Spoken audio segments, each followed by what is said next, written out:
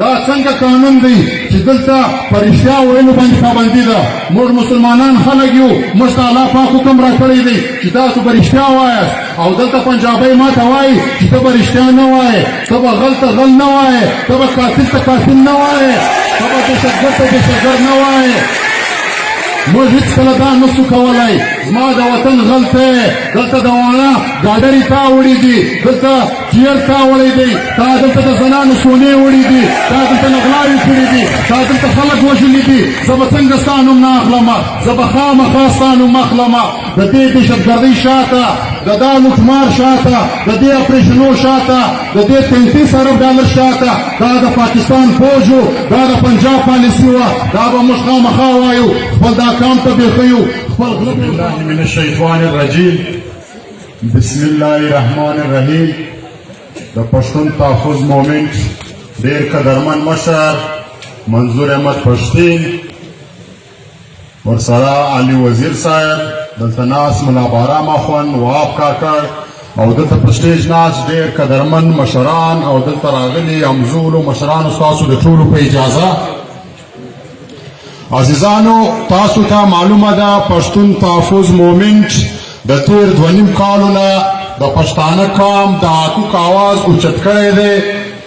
د پښتانه قام د حقوق دپاره مبارزه کوي او خپل پر وطن باندې امن غواړي. د امن دپاره په پاکستان په مختلفو سیمو کې خپلې جلسې کوي، مظاهرې کوي، خپل جدوجهد یې روان کړی دی.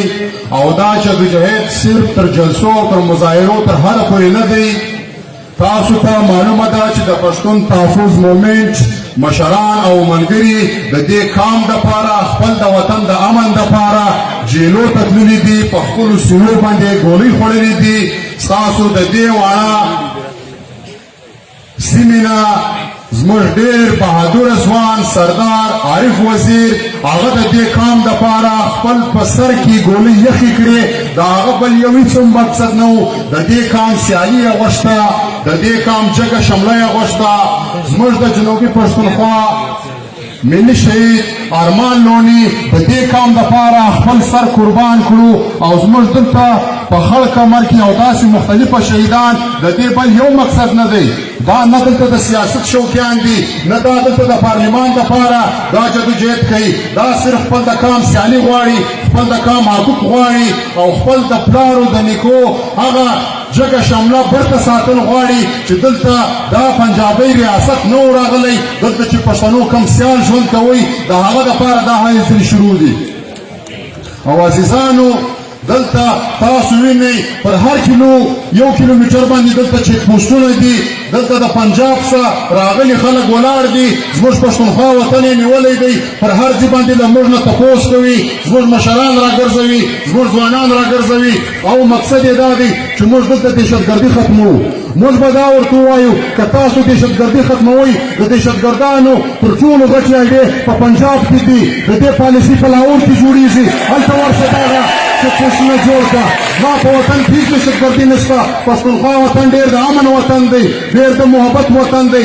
دلته موږ سندرې وایو، دلته موږ اتڼونه کوو. دلته نه پخوا دهشتګرد و، نه اوس دهشتګرد شته. او یوه خبره بله درته کوو، دلته چې کوم دهشتګرد راغلی و، د جهان زورور راغلی دی، فرنګی راغلی دی، چنګیز راغلی دی، مغول راغلی دی.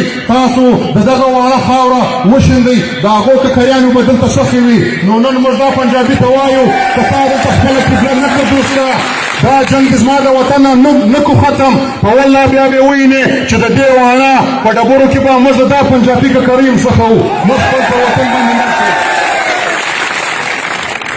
عزیزانو، دلته ملګرو مختلفه خبرې وکړلې، موږ به نوې خبرې کوو. دا کوشش به کوو چې هغه خبرې بار بار نه کړو ریپیټ.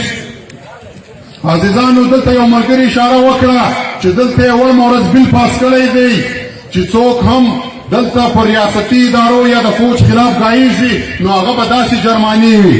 موږ له تاسو څخه پوښتنه کوو، دا څنګه قانون دی چې دلته په رښتیا ویلو باندې پابندي ده؟ موږ مسلمانان خلک یو، موږ ته الله پاک حکم راکړی دی چې تاسو به رښتیا وایاست. او دلته پنجابی ما ته وایي چې ته به رښتیا نه وایې، ته به غل ته غل نه وایې، ته به قاتل ته قاتل نه وایې، ته به دهشتګرد ته دهشتګرد نه وایې.